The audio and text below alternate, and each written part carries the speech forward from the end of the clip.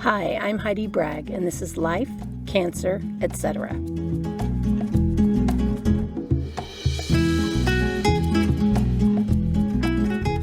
The goal of this podcast is to connect you with resources that will improve your life so you can be happier, more resilient, and less stressed.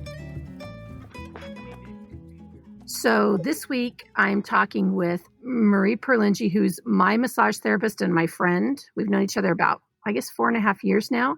And her wife, Cindy Coots. And Cindy was diagnosed with breast cancer twice over the last, 4 years? 5 years, Cindy? It's been 9 years now. Oh, gosh. Okay. So anyway, first of all, tell us a little bit about yourselves and maybe even how you met, how long you've been together, and how long into your relationship the first cancer came.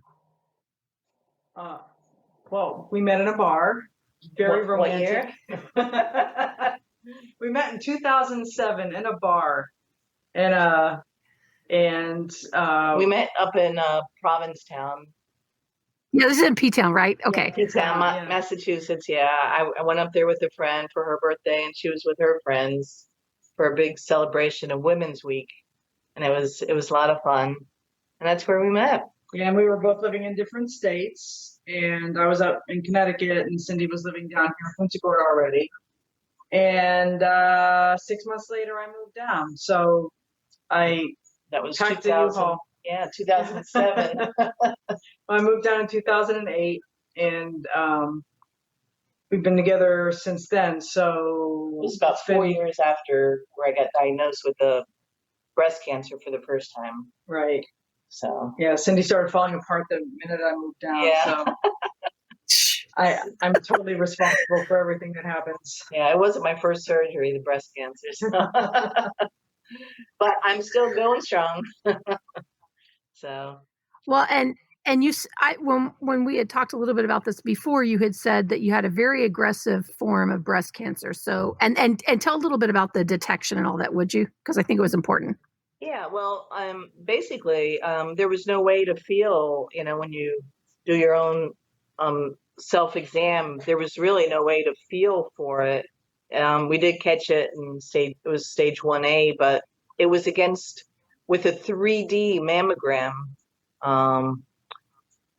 They were able to detect it against my chest wall, which, I totally believe in the mammograms. And the second time, at DeSoto Memorial Hospital, where I got it done with their mammogram, they have the 3D one also. So they found it as well. It was very small, also stage 1A, but because of the great technology out there, they're able to, detect it a lot sooner, I think. Yeah, I think it just increases chances for everybody. Yeah. Okay, I don't know about you. Was this the first cancer you'd had, Cindy? Yeah, it was the first, and only cancer I've had. Okay, so I don't know about you, but for me, the first time they tell you have cancer, it's like a visceral punch in the gut. Oh yeah, I was like in shock. I felt like I was. It wasn't like reality to me.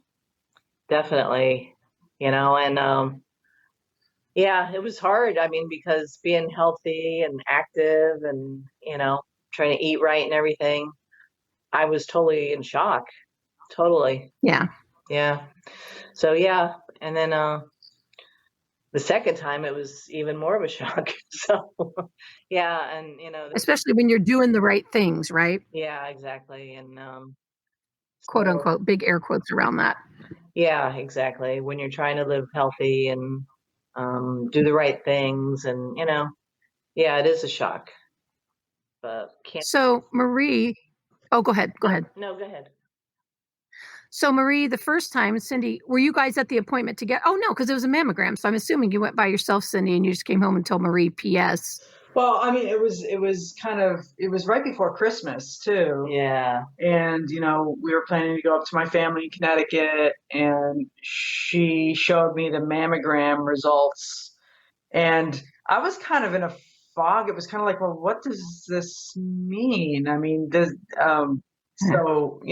so then it kind of became like this otherworldly, out of body experience for me, where she was kind of telling me, this is what it is. And I mean, I was crying and that kind of stuff. But then I kind of became this, it was almost like I wasn't really feeling it. It was like it wasn't sinking in other words, I guess. Kev talked about that the first time I got diagnosed, where you're kind of like, he calls it being bare minimum man, where you're just in bare minimum mode. You're doing the things that have to be done around the house. You're doing the things that have to be done as a caretaker. And it's almost like you can't afford to process yet because there's so much you just have to be doing. Yeah, but I think in addition to that, Cindy protects me. Yeah. And she, especially the first time, wasn't really clear to me what she was going through. I mean, okay, so I knew it was cancer and I knew she was going through, treatment and all that stuff.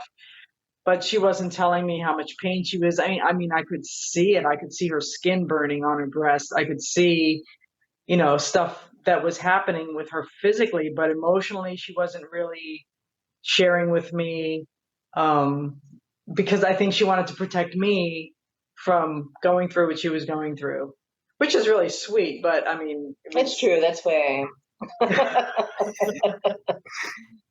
Yeah. Well, it's interesting because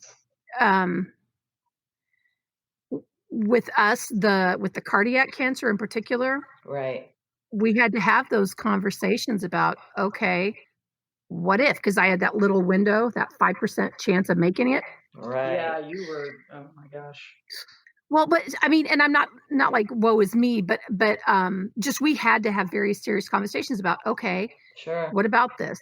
And then we were talking about like funeral arrangements and stuff, because he's like, do you want to talk about what you would want, or do you not want to talk about that? Because like we're going forward as if we're going forward. But is this something that would matter to you, or are you okay with just whatever I would do? And so we had those conversations, and we had a friend come over who does that for a living, helps people make arrangements, and we talked about things. And great. Yeah. I think for me, because I'm a planner, it's like I'm planning as if I'm hitting that 5% window, but I had to have a fallback position in case I didn't, Right. Right. I think I would do the same because I like to have a plan A, B, and C always. Yeah. Yeah. For sure. Because then no matter what happens, you've done as much to prepare as you possibly can. Right. And it's still going to kick you in the teeth. I get that. But I didn't want to leave him with a bunch of decisions to be made if something happened to me. Exactly. Have it all laid out just in case. So, yep. Yeah. That's right. Yeah. And so what? Go ahead. Well, I was just going to say the first time that Cindy went through it, she was doing home health too. So she had that extra, that energy that she was using to, work and all that stuff. And I had just started massage practice again, and I was making like no money. So we were dependent on what she was making. And yeah, it was a really bad position for her to be in too. Talking about planning. Where you have to work. Because I had to work, yeah. Well, actually, I had left the home health and I was working at a local hospital per diem, which wasn't good for me emotionally because I worked with a lot of cancer patients that had been on their second and third time around. And, you got to read the case studies before you go see them. And, and emotionally, I had to leave that hospital just because it wasn't good for me emotionally, For sure. Yeah. It's like, how do you keep your focus and your spirits up when you're doing this day after day after day? Yeah. So that's basically, what I had to do is just leave it and, put myself in a more positive atmosphere. So then I went back into home health. Well, okay. So tell us again, we had some technical difficulties earlier when Cindy was talking about what kind of treatment she got both different times. Sure. Yeah. So the first time I got the, breast cancer, it was small, stage 1A. So they decided, to do radiation. And at that time, I don't know if they're still doing this, but I got 6 weeks and then one additional week, so 7 whole weeks, 5 days a week of radiation, and wasn't expecting to feel any fatigue or anything, because it was in my breast. I'm like, well, how bad could it be, But yeah, when it got to week 4 and afterwards, all I wanted to do was crawl up in a bed and take a nap. And I just wanted to work a couple hours. And there were days I could only work a half a day. And I'm like, hey, sorry, I can't do anymore. I was just so fatigued. And I was really surprised because I'm usually the Energizer bunny, And then, so that lasted, and I didn't follow my doctor's advice. She gave me 3 options of, pills to take because I was estrogen positive. And after reading the side effects, and with my age at that time, I think I was, just in my late 40s. I didn't want to take a chance of having all these side effects. And so I didn't listen to her. And, 8 years later, I got breast cancer again, where because they say it failed, the radiation failed because I got it again, then they have to do the mastectomy to make sure that they get it all. So, at that time I, did the mastectomy and breast implant at the same time. I had already decided. I was thinking about doing a double mastectomy, and then I decided against that, and I'm glad I did. And but that was, that's a personal decision everyone has to make. Yeah, so I had great doctors all around me, and it went really smooth, and you just got to go through the healing process, which the first 2 weeks, it was pretty painful. I was surprised. I was definitely surprised. So. Well, but you figure, well, because you're an occupational therapist, but all the muscles that are affected by a chest surgery, I was shocked. Like just I remember the first time I got home and I was kind of propped up on the couch on pillows and I couldn't get up by myself. Yeah. Because my sternum was still really fluid. Right. That was after the open heart surgery. So I was just like, babe, I can't get up. And Kev had to run out and buy a recliner once they got me up so that I could at least move the switch and get up. Yeah, it's surprising, isn't it? Yeah. It really is. You don't know, you have a vague idea. None of us are stupid, but I mean, you just don't realize how much is affected to you. I thought it was interesting what you said about radiation too, because I felt pretty good. Like I was riding my bike every day. I'd get my treatment. I'd come home. I'd do my little 4-mile circuit. And then about week 3, I'm like, and I was still working too. And I was like, oh, I need a nap. And then about week 6, I was like, I'm not riding my bike anywhere. I'm just coming home and taking a nap. Yeah. Amazing. Really amazing. And I think part of it is if you're people like us that don't sit down well, let's put it that way. Right. You got to give your body time to heal. And, as Kev says, you've got to be nicer and kinder to your body than you think you need to be. And I'm like, dang it, you're right. You're right. Yeah. I'm not one to usually rest. Even, on the weekends, I tend to keep going, and yeah, it's a hard concept for people like us that, have a hard time resting and relaxing.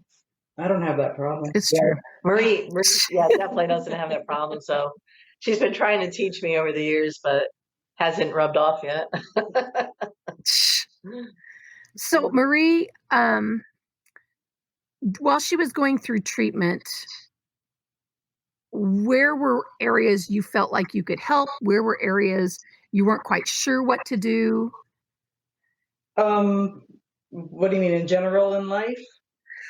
Well, just in general, like as being a supportive spouse, where were areas you could help and where were areas that you just had to kind of let her do her thing? Because it's interesting for me to hear from that perspective from somebody besides my husband. You know what I mean? Yeah. I mean, the areas where I could help were, basically, keeping her comfortable, encouraging her to rest. Yeah, she was a big help with it. For all the good that did. Yeah. Well, yeah. She's not treating me yet, but I'm giving her treats every time she does something right. Excellent. So, but letting her sit down, I'll make dinner, don't worry about it, just kind of doing that stuff, just doing like the general housework, trying to do it. And when she would get up to do it, let her do it, because she, I think that's part of it too, is that, she needs to not feel useless and not feel like she can't do what Yeah, amen to that. Yeah, right. Yeah. So, I mean, that was pretty much it, other than, well, her natural energy that Marie has is just so calming. So just her being around, is just wonderful, She's a very soothing personality. Yes, yes. She's also really snarky, which I love, but she has a very soothing effect on people too. Soothing snark. Yeah, I like that. That sounds like a new business name. Soothing snark, something for everyone. Maybe when she becomes a dog trainer now. There you go. I know she's going to be great. You can practice with Thor. Like seriously. Good. I'm going to have to, because Taylor will rip my face off. So I'll have to try somebody else's dog. Try Thor. He'll work. So, okay.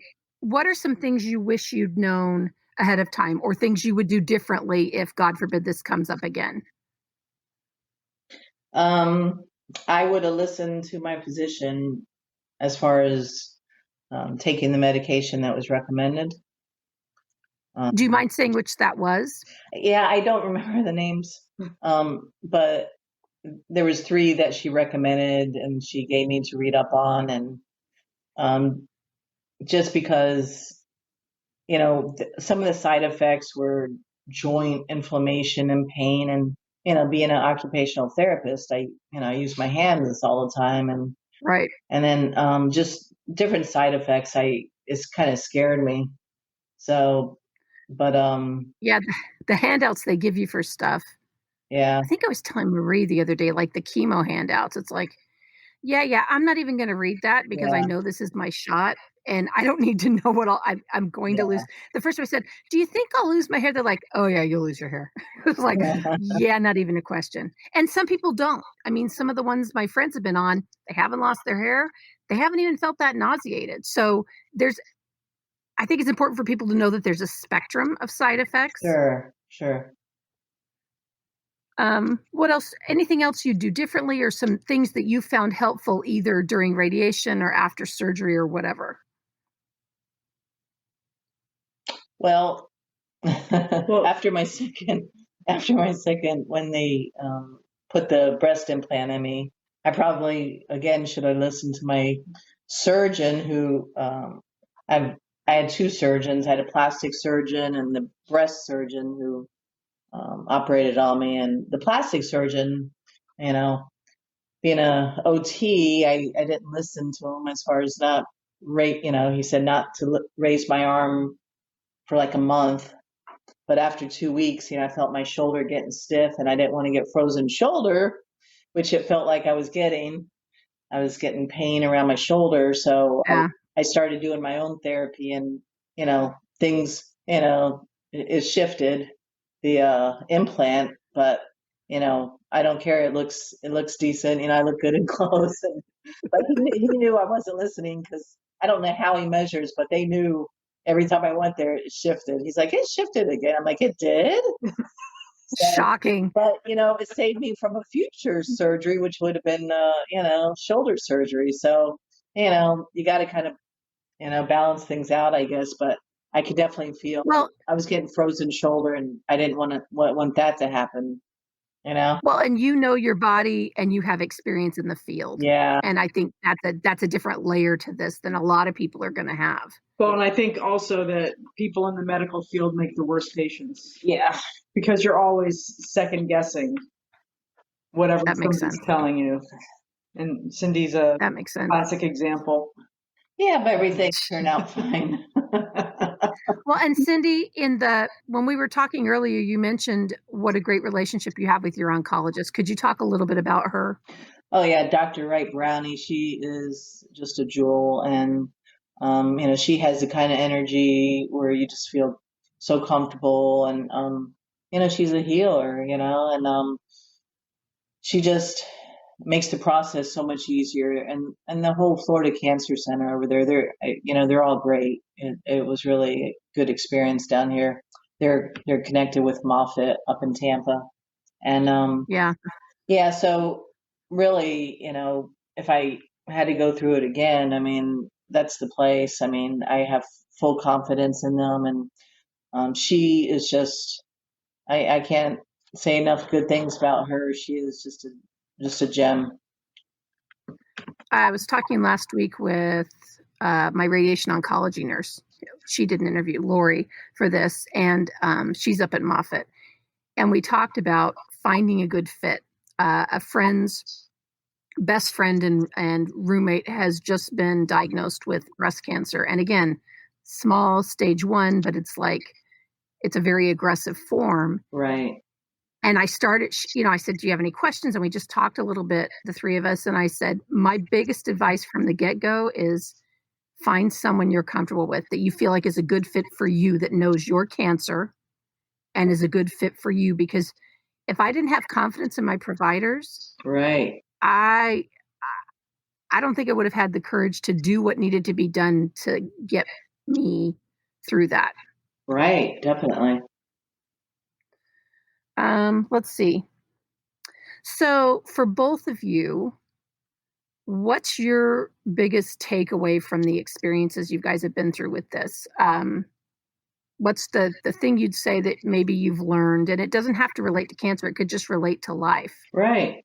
Yeah. I mean, I think cancer in some ways is kind of like a gift at times, because it makes you not fret the little things, makes you, see the beautiful flowers out, makes you enjoy, the beautiful sunsets, and, it just, you have a second chance at things, and it gives you a better appreciation of life, I think, and Yeah, it's a big slap upside the head as far as perspective is concerned, right? yeah, That's what I was going to say. and it, makes you not, get mad over the stupid stuff, so just let it slide, because it's really not that important, For sure. So Marie, sorry I took your answer. Go ahead. No, Sorry. that was my answer, and I refuse to speak now.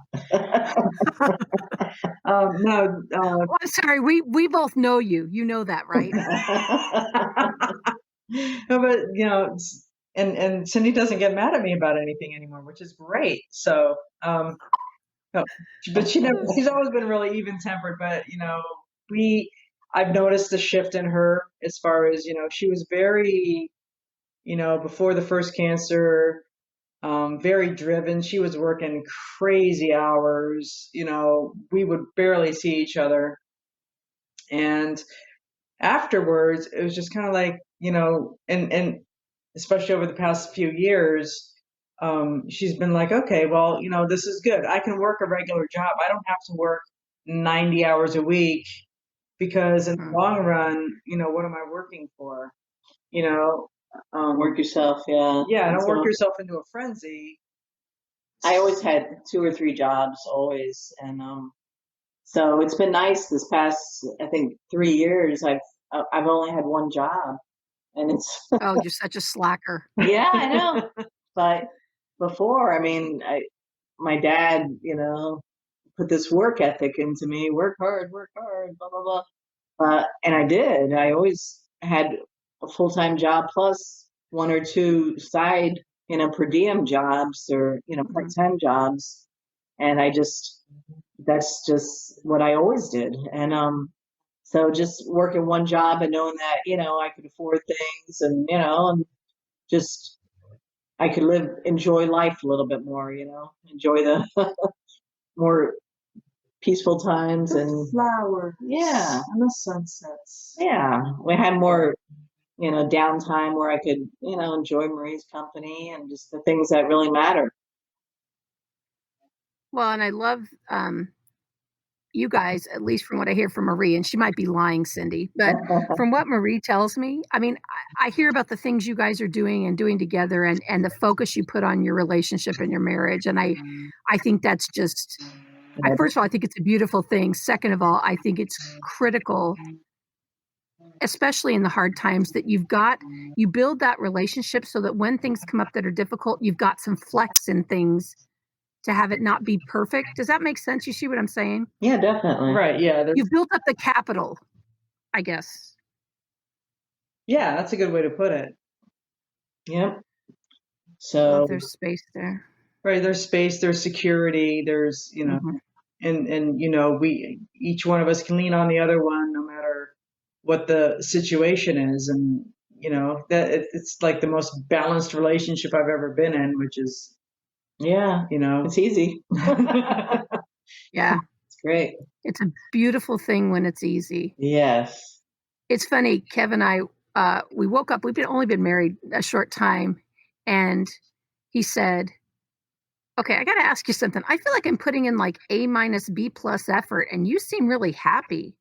I'm like, dude, I felt like I wasn't doing enough. He's like, no, I'm good. Are you good? I'm good. It was like, it was hilarious, but it's so much less energy and takes so much less to be happy when you're in a good relationship. Oh yeah, absolutely, absolutely. That's right. Okay, any other tips and tricks about like healing besides not raising your arms unless you're an OT and you're getting frozen shoulder? Well, I mean, you want to eat. I mean, I totally believe in eating good, nutritious food and staying away from fast food and things like that. I had to get Marie off the fast food. She was a fast food junkie when she first moved down, but yeah, just eating as just treat your body as if it's a temple. What you put in is what you're going to get out, I believe. And you want to put good stuff in so you get good stuff out, and really does make a difference in how you feel. And I believe in alkalizing,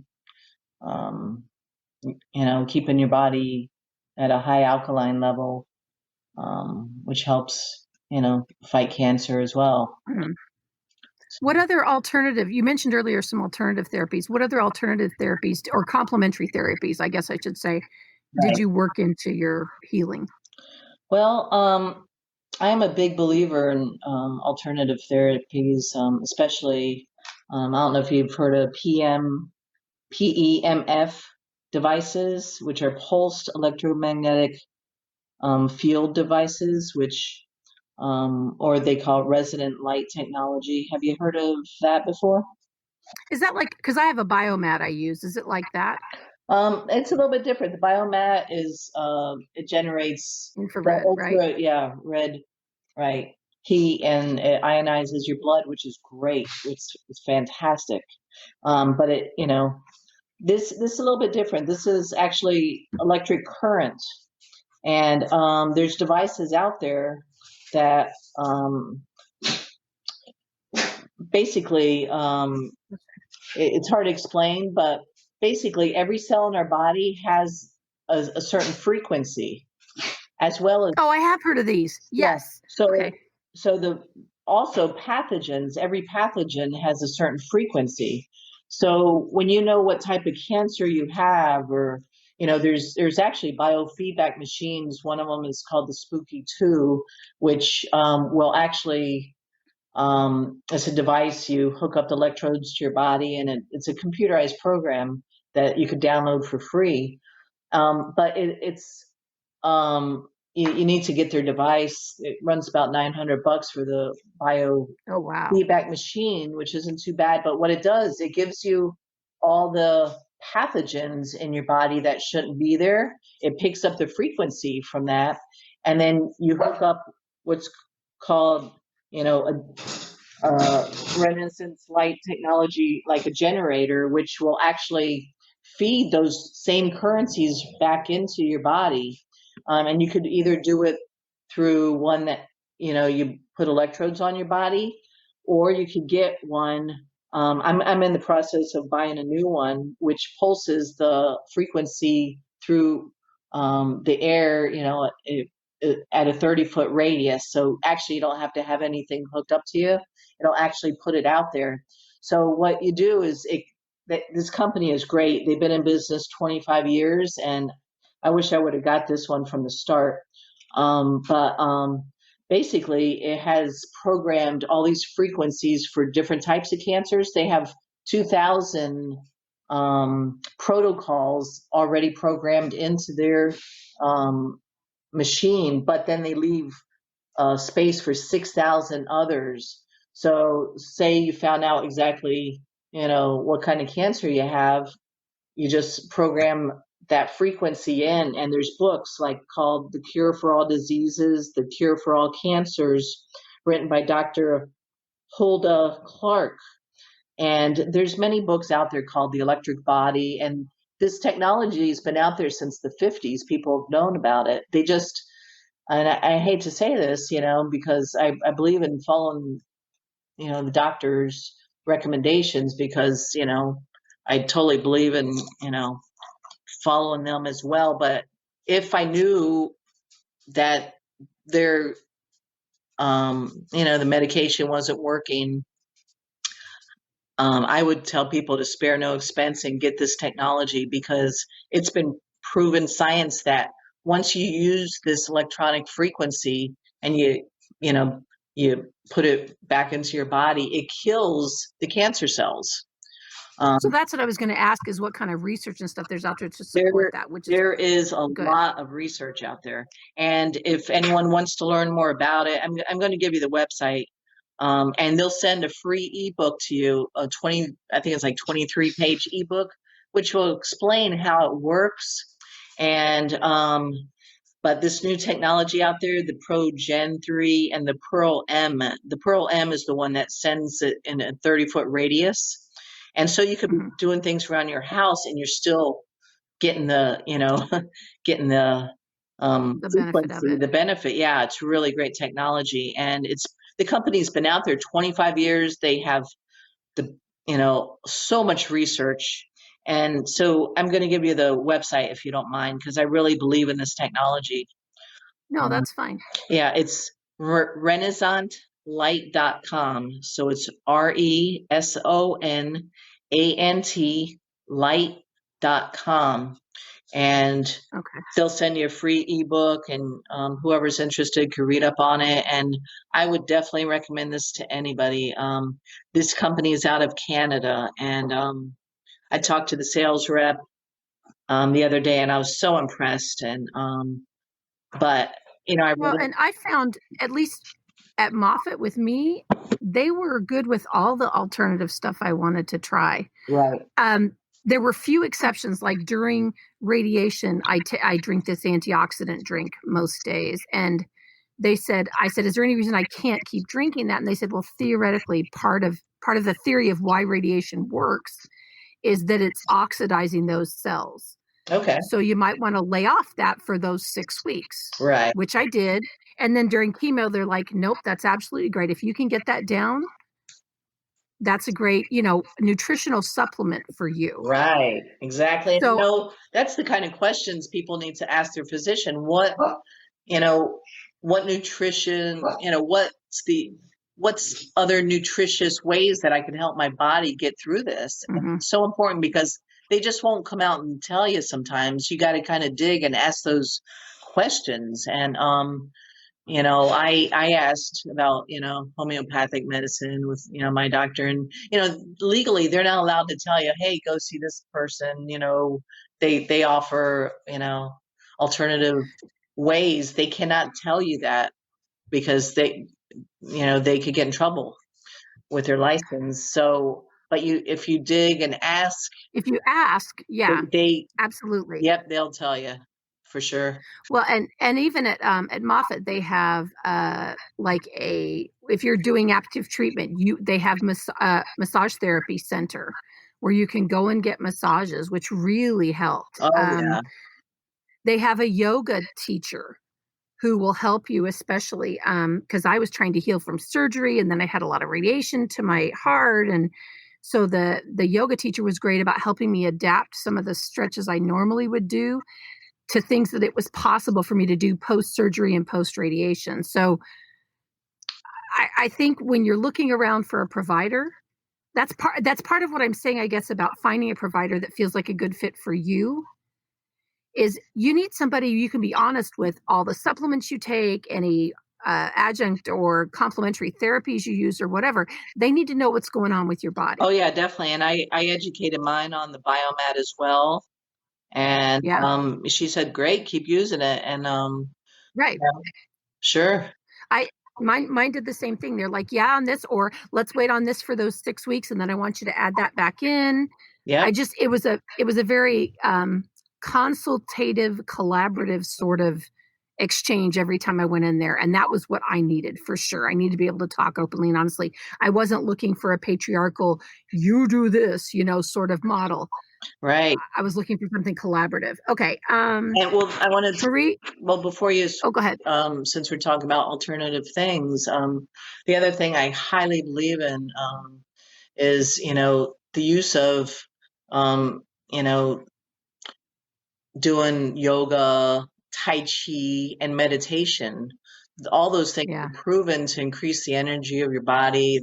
It moves the energy throughout, and it is really so positive. You get such positive results out of all of them, and you could actually feel the energy growing as you do these things. Well, and the mental health benefits of just like feeling managing, because there's going to be a lot of stress and anxiety, but for me, mine is yoga and meditation. And so for through those things of having that, and I do like a spiritual study and practice and prayer in the morning, and I do yoga stretches and whatever else. I was very good about doing them during treatment. I'm not as great now, but having that time every morning kind of set the tone for the day, helped keep my stress level nice and low, etc. So good. I appreciate you bringing that up. Yeah, tremendous. I mean, it definitely helps. And if you could do it first thing in the morning, that it does relieve your stress throughout the day. It really does.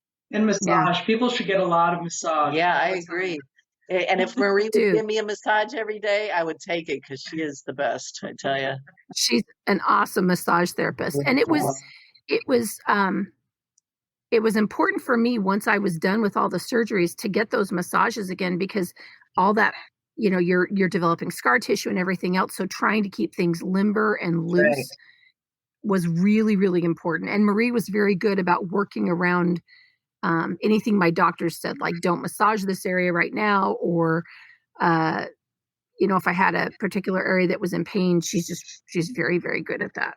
Yeah. Thank you. Yeah. Well, and the other thing with massage is, for those people who are not very good at sitting still, our massage is, seriously, it's almost it. Well, you and I talked through our whole massages, but for most people, no, I've fallen asleep like twice. In 4.5 years, it's an excuse to be still. And it's almost like a 4-hour nap. Yeah, an hour massage is like a 4-hour nap. You get that kind of rejuvenation from it. I was just gonna say, you feel so rejuvenated for the rest of the day. And especially if you're drinking the water you're supposed to be drinking after massage, which Marie tells me every time. I know. Yes. If you're drinking the water to help flush, you think about the lactic acid and everything that's worked out of those muscles. Right. If you're drinking the water you need to flush all those toxins out. Day 2 for me is usually a little rough. By day 3, I'm starting to feel so much better. Yes, it does take time to work out, definitely. Yeah. Okay, that's Taylor, the wonder dog. Okay, so let's do a couple of fun things here at the end. So for each of you, I'd like 1, 2, 3, however many you want to share of your bucket list items that are remaining. I'd like to train Taylor. That's number 1. Good luck with that one. That's so funny. Yeah, Australia. I've always wanted to go to Australia, and I've always wanted to go on safari in Africa. Yeah, travel is definitely, we love traveling, and one of the things I want to do is a hot air balloon tour, not tour, but that'd be go right in the, California, the wine country, and the other thing is the blimp ride. I haven't done that yet. I want to do a blimp ride for some reason. But I wonder if they still in the Bay Area. They used to have one of the Goodyear blimps. You could go do that at the same time you do the wine country. Okay. Why don't I fly the blimp over wine country and then just be done with it? Then call it good. Whatever. Yeah, call it good. I'm not a fan of heights, so she's been trying to get me in a hot air balloon for years. So yeah, I mean, okay, very fortunate. A lot of my bucket list has been checked off. Very thankful for that. After I got my first diagnosis, man. After that, I think in 2012 we went on 3 big trips, and haven't stopped. Yeah, you guys are always going somewhere. Yeah. So okay. So last question. Yes. Last question. Oh, go ahead. No, that was it. That was Taylor. Taylor's got a bucket list. Okay. Oh, Taylor's a nutcase. So for each of you, what's your favorite place to be?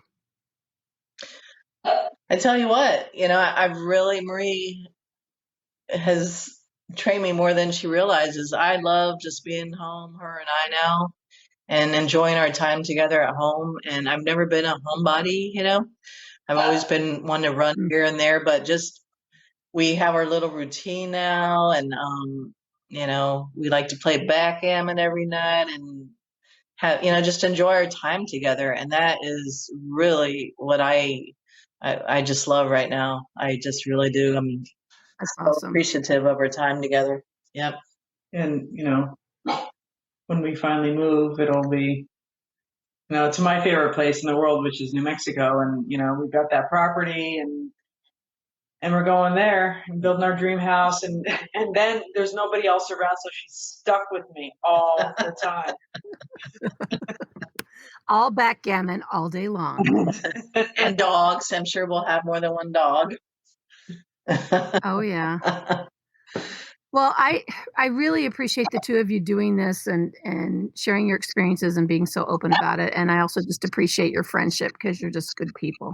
You're just good people. Well, thanks. We got to get together more too. And that's our other kind of thing we want to do with friends is get together more often because, taking care of my mom for the last 5 years kind of, put a damper on my socialization and seeing friends like you like to do, so now this year we said we're going to get together with friends more. So that includes you. Excellent. And when it's less COVID-y, I am totally down. There you go. All right. Well, thanks. You guys are awesome. I so appreciate it. All right. Thank you. Keep doing what you're doing. You're doing a great job. As you can see, Marie and Cindy are just great people, and I'm so glad to have them as friends and in my corner. This week, as we're heading further into the holidays, it can be difficult for a lot of us, so please, as you're going through life, try to look out for and help somebody else. If you look for the good and count your blessings, you'll make it a really great week. Thanks for listening.